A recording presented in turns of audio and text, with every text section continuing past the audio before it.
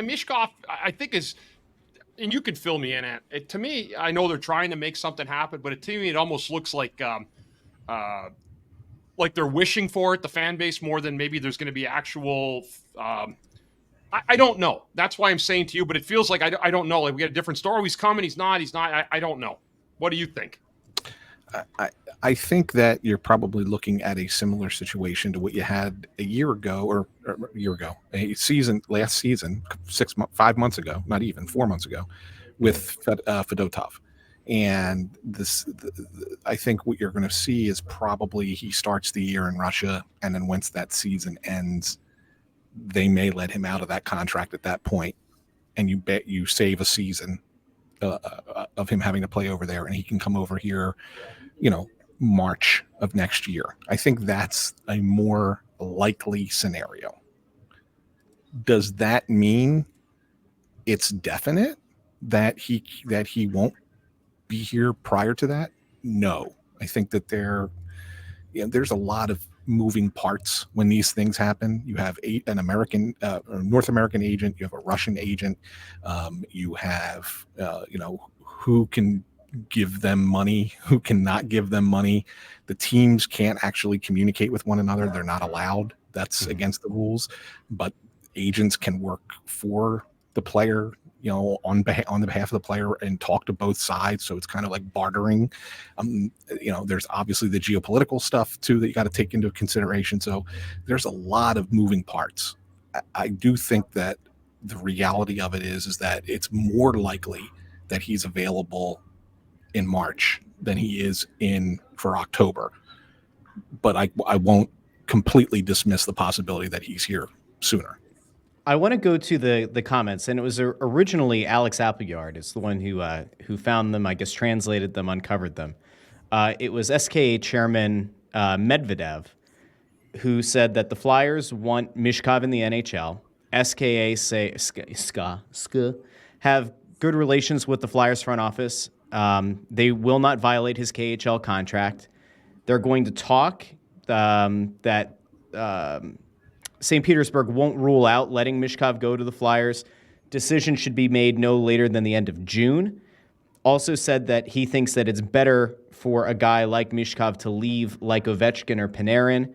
If he does leave, they would want to have a guarantee in the contract that he'd be returned to St. Petersburg if he doesn't make the NHL roster. They don't want him to go to the AHL. And also said that it wasn't worth talking about at the end of April, which is when these quotes came out. But he did offer some thoughts and some comments. So it's interesting in that, he kind of put this June timeline on it. It seems almost inconceivable that the Flyers are going to be able to get him to start the year. The contract, if I remember correctly, ends in the summer of 26, or is it the summer of 25? It's then of 26, right, where his contract runs out. Michkov? Yeah. Yeah, he would have 2 more years over there. So he would in theory, as it currently stands, be able to come over after the 25-26 season. If what you're kind of thinking, and if the Fedotov thing is kind of like the precedent that they've sort of set, possible he could get here at the end of the 24-25 season. It's interesting. It's certainly not something that anyone thought was in play realistically, but it almost feels like the Fedotov situation has kind of changed the potential of something like this going down. They do have good relations, and it's interesting. I don't know what the legality is of it would be, but the notion that if he doesn't make the team, he would get returned back to St. Petersburg is interesting. I don't know how that would work, because you would think that he would have to break, or they'd have to terminate the end of that contract with the KHL in order for him to come stateside and be able to participate in training camp, correct? Or can he be under KHL contract and go through training camp? Oh, no, that would never happen. Yeah, if he comes over here, he's here. Yeah, that would never happen. So I'm just trying to understand from Medvedev's perspective how he envisions a scenario where they could allow him to potentially try to make the team, but if not, come back. That's the thing that I don't think there's really a precedent for.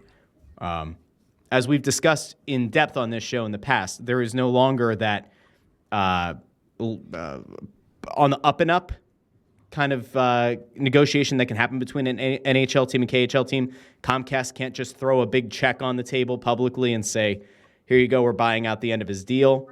Is it possible that maybe they could back channel something? Who knows? Who's to say? We certainly wouldn't. But it is interesting, guys. Bundy,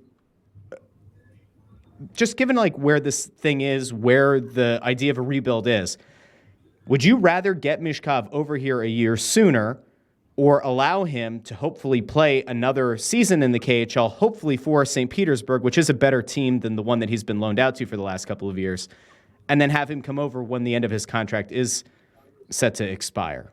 You know what, Russ? I'm not one of those believers, like whatever the process is, if there's a way to fast track it, they should do it. I don't know a lot of the political landscape that goes on with it, but, Anthony probably is a lot more adept at it, but I don't really know necessarily how it's going to play out. But I would say the sooner you can get him here, the better it'll be. He can play in this league now. I mean, it's I don't need anyone to convince me differently. He'll play in the NHL right away. That's not an issue at all. So for me, or for looking at Danny and Jonesy, their thing will try to be to get that. I would assume to try to get him here too, because he'll end up helping the team.